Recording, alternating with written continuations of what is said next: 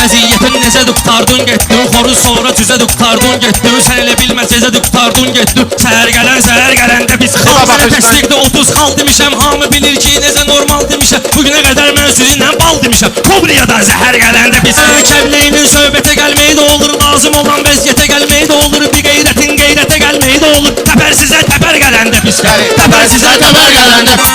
təsəvvür et ortalıqda rədif gedir, qalfiyələr gör necə müxtəlif gedir, birinci dalğamız hələm zəif gedir, ikinci mötəbər gələndə biz deyəndə meyxana zəlzələdə olur, mən deyəndə meyxana zəlzələdə olur, rəqiblərin canında vəlvələ də olur, həyatdır bu ələ də olur, belə də olur, xeyri qapısına şər gələndə biz dəyərlərin zirvəsi var üstümdə, cilvələrin cilvəsi var üstümdə, Həzrət Əli kölgəsi var üstümdə, zərgərin əlinə zər gələndə biz